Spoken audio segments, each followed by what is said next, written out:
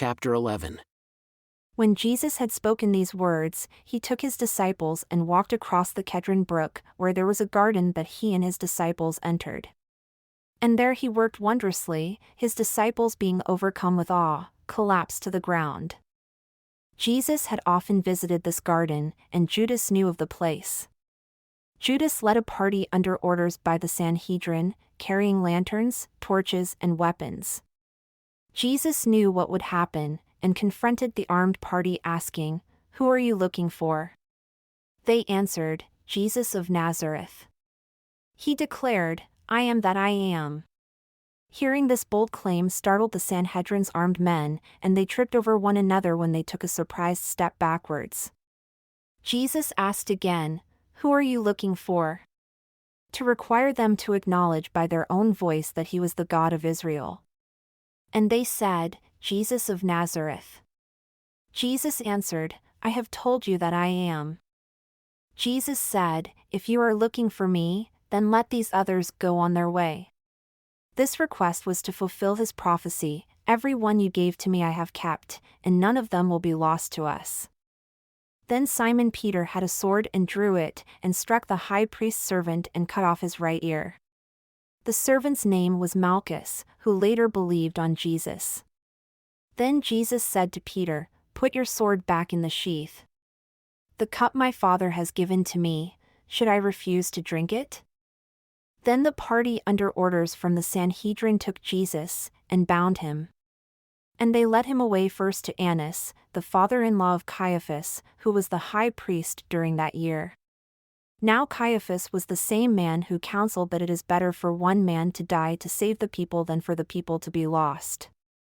Simon Peter followed behind Jesus, and so did a second disciple who was familiar to the high priest and was permitted access to enter the high priest's house.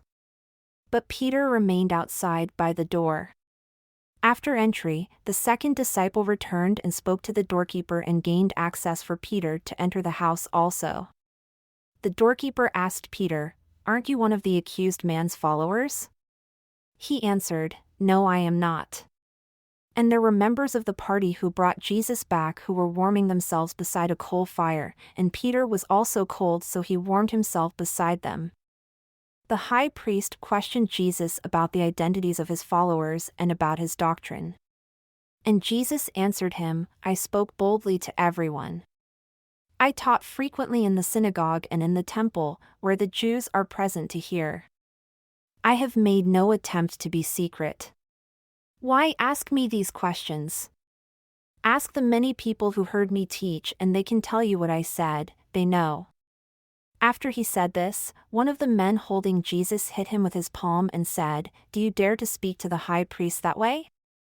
Jesus responded to him, "If I have spoken like an evil sorcerer, testify of the sorcery, but if not, why did you strike me?" Annas then had him taken in the bindings and brought to Caiaphas, the high priest. As Simon Peter stood and warmed himself, the people standing by the fire asked him, "Are you not one of his followers?" He denied it, and said, "No, I am not." One of the servants of the high priest who was related to the man whose ear Peter had cut off then asked, "Did I not see you in the garden with him?" Peter then denied again, and immediately the crowing of a rooster sounded. Then they led Jesus from Caiaphas to the Roman judgment hall, and it was still before sunrise.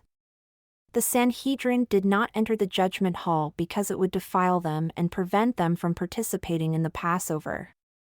Pilate came out and confronted them and asked, "What accusation do you have against this man?"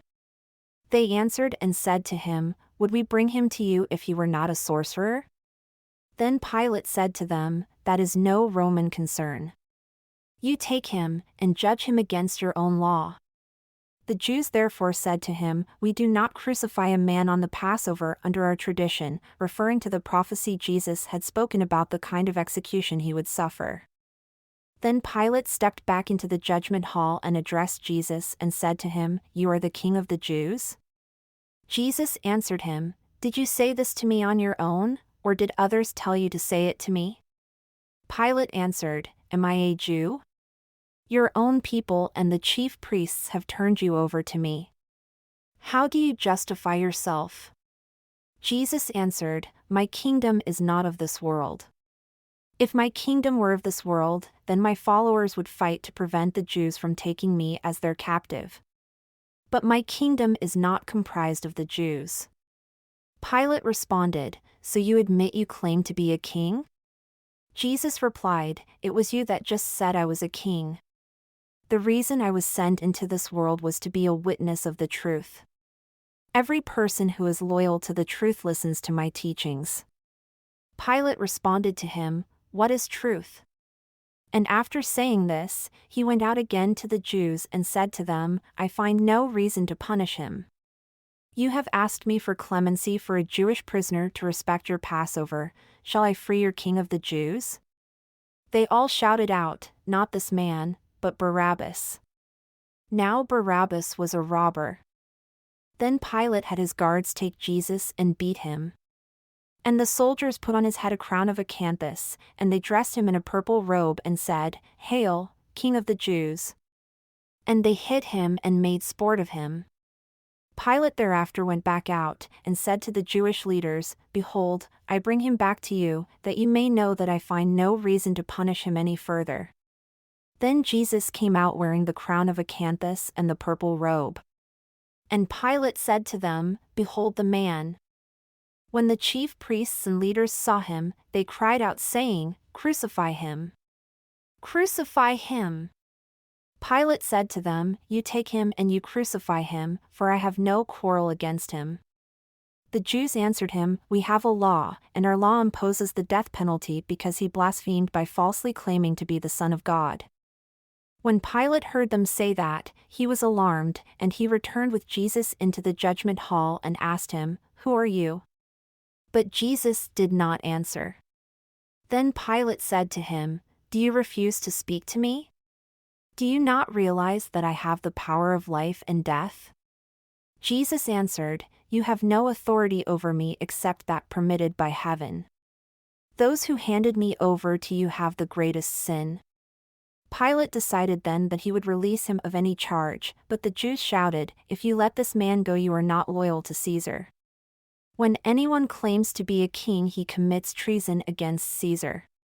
When Pilate heard that accusation, he brought Jesus out and sat down in the judgment seat in a place called the Pavement, in Hebrew called Gabbatha. At the time it was approaching midday, time to begin to prepare the Passover feast. Pilate announced to the Jews, "Behold your king." But they shouted back, "Take him away and crucify him." Pilate said to them, "Shall I crucify your king?" The Jewish leaders declared, "We have no king but Caesar. We will crucify him ourselves." And Pilate turned him over to those who were going to crucify him, sending but one soldier to accompany them with a plaque he ordered to be displayed. And they took Jesus, and led him away. And he carried his cross and was taken to a place called the Place of the Skull, which had the Hebrew name Golgotha. Here the leaders directed his crucifixion, and 2 others who had been crucified by the Romans were also there at the same time, one on either side, with Jesus in the middle. When Pilate surrendered Jesus to be crucified, he had a plaque prepared in Hebrew, Greek and Latin to be displayed on the cross. The plaque announced, "Jesus of Nazareth, the King of the Jews." This announcement was read by many of the passing Jews. For the place where Jesus was crucified was beside the city road, and many pilgrims were walking by. Then the chief priests of the Jews complained to Pilate, "Either take it down or do not write, 'The King of the Jews.' Instead write that he claimed, 'I am King of the Jews.'" Pilate answered, "That which I have written I have written." Now the guards, when they had crucified Jesus, took his garments and made 4 parts, to every guard a part, and also his coat. The coat was without seam, woven from the top throughout. They agreed among themselves, "Let us not cut it up, but cast lots for it, and someone will take it whole." This fulfilled the prophecy in Scripture that foretold, "They parted my raiment among them, and for my vesture they did cast lots." This prophecy foretold how the guards would divide his raiment as he was dying. Now remaining at the cross with Jesus were his mother, and his aunt, and Mary the wife of Cleophas, and Mary the elect lady. When Jesus saw his mother and the beloved disciple standing together, he said to his mother, "Woman, behold your son." Then he said to the disciple, "Behold your mother." And from that hour that disciple accepted her as part of his own household. After this, Jesus, knowing that everything had been fully accomplished to fulfill prophecy, said, "I thirst." Now there was a vessel full of vinegar, mixed with gall. They dipped a sponge into it and using a hyssop branch raised it to his mouth. When Jesus had received the vinegar, he said, "My path is completed." Then he bowed his head and entrusted his spirit back to the Father. The Jews were concerned about preparations for the Passover, and did not want crucifixions to continue into the holy day. Therefore they inquired of Pilate to find if he would object if they had the legs of the crucified broken to quickly bring about their death. Pilate agreed, and the Roman guards broke the legs of the two who were being crucified when Jesus was added. But when they approached Jesus, he was already dead, and therefore there was no need to break his legs. A soldier under Pilate's command used a spear to stab under the fifth rib, and blood and water exited the wound. The beloved disciple who was there saw this and testifies it happened, so you can trust this eyewitness account. The things that happened fulfilled the prophecy that foretold, "A bone of him shall not be broken."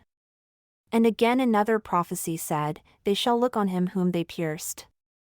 After his death, Joseph of Arimathea, a secret follower of Jesus who was afraid of the Jews, asked Pilate if he could take the body of Jesus. Pilate permitted him to take Jesus' body. He went, and Nicodemus, who had also visited Jesus in secret, accompanied him and brought 100 pounds of myrrh mixed with aloes, used by Jews to cover bodies when buried. They covered the body with the mixture and wrapped it with linen to bury him. Near to the place where crucifixions were done, there was a garden. In that garden was a new sepulchre never before used. They laid the body of Jesus there because it was nearby, and the time for the holy feast was approaching.